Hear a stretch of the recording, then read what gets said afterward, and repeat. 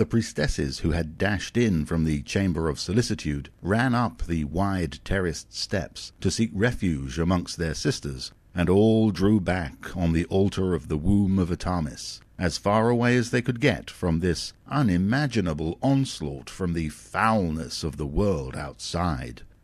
The men prowled forward like a pack of wolves, the leering lechery on their hawk faces matched only by the muscular contractions in their hands and forearms as they seemed to rehearse what they were about to do. One of the high priestesses took command of her frantic juniors, calming their unseemly comportment with the firm tone of one who was long accustomed to command. She was a woman of 50, her grey hair turning to silver beneath the transparent pink gossamer veil, the slimness of her figure reflecting the ascetic life of the spiritually dedicated adept who lives on one bowl of rice each day and spends all of her time praying, dancing, and kneeling in worship in the temple. She felt no embarrassment at standing nude, looking down at the gang of libidinous men swarming around the lower tiers of the sacred steps, and she made no attempt to conceal her nudity. This was because, to her, it was much the same as being naked in the presence of a dog or a cat, some inferior species.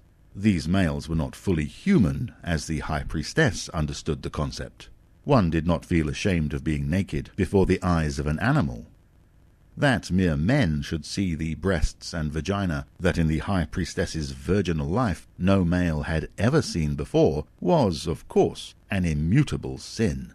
Yet it was but the external show of the more serious sin of the transgression of soul that had been committed this day.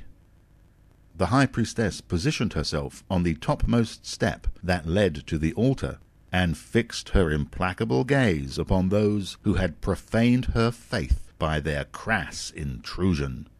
She lifted up her arms in a plea for silence, and such was her air of authority that the raucous mob of soldiers became hushed for a moment.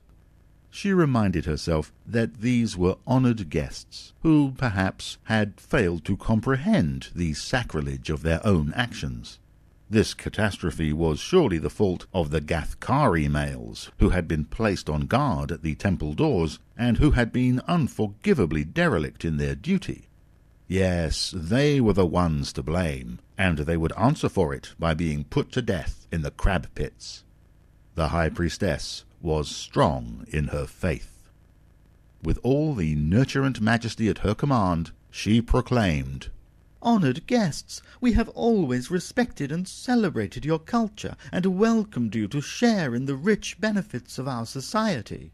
Always we have esteemed you most highly. Why do you desecrate our most sacred beliefs and values by this violation of our consecrated ground? Will you not withdraw, and commit no further profanity against us?" A lean vulture of a man with a nose like a pelican's beak and a moustache that hung down almost to his chest stood truculently to the fore of his fellows. There was a smear of gore over the embroidered sleeve of his caftan. He it was who answered. With a cackling laugh he said, "Woman, you have mistaken us for your cockless dregs of Gathkaris, but we," and he punched the air with his fist as he declared it, "we are the Akrani." At this there was a cataclysmic boastful roar from the 1,000 or more men at his back, and they rushed up the steps to the altar to take possession of the prayer-weakened and foolishly self-deceiving women, like the invading marauders that they had always been. The trapped priestesses were surrounded by a force that outnumbered them 3 times over, and the odds were about to get worse. The Shafra knives flashed, and blood spurted, as the Akrani dispensed with the elderly and the unattractive women, scorning to profane the sanctity of their cocks on females that were undeserving of fucking. The palace of love and adoration became an abattoir, a charnel house of death. The forlorn begging of the priestesses as they were stabbed and ripped from abdomen to rib-cage by the razor-sharp Shafra blades mixed with the euphoric baritone laughter of the Sultan's elite in a cacophony of human monstrosity. Many of those devoted to Artemis flung themselves across the altar, only to be dragged back under the knives. Fully half of the sisters were deemed to be unworthy of the status of rape slaves, and were hacked apart, all 3 high priestesses among them. The murders accomplished, the ravishments began. The cult of Mawanamaku had always insisted that rape was a fate worse than death. The Akrani, who were not of this opinion, nonetheless seemed determined to prove the maxim true. That night 150 priestesses of the coven of the city of Porta Aberta were slaughtered under the Shafra knives, and equally as many were brutally and repeatedly raped by over 1,000 mostly drunken Akrani soldiers from the Sultan's own personal brigade. All the priestesses were virgins, but as the Akrani were notorious sodomites, their victims were ravished anally as frequently as vaginally. Some of the priestesses were torn open by the savagery and depth of the sodomy they suffered.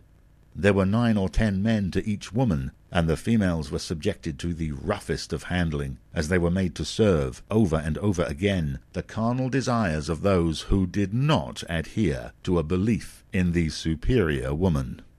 The broken and wretched priestesses were then whipped out of their temple, now a sepulchre of matriarchy and a tomb for its clergy, to be thrown upon the tender mercies of around 400 Murghal, Telitzim, and Bantu bandits, who had heard of what was afoot at the temple of Artemis, and had hurried along there themselves, keen to join in with a mass rape of the priestesses of the lunar goddess, who were heartily loathed by their honoured guests for the unforgivable insult to manhood that was the essence of their doctrine.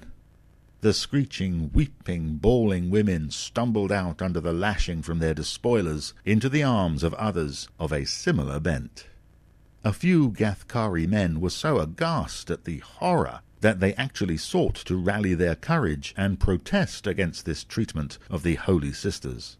They pleaded for mercy and reminded their honoured guests that the female is superior to the male, and that a male's honour consists in his humble recognition of— But they had been pummeled to the ground almost before these words had been uttered, and before the absurd protesters were stomped to death under the heels of their guests. Those stout-hearted Bantu and Murghal and Telitzim fellows decided to strip the Gathkari men to see just what they had between their legs.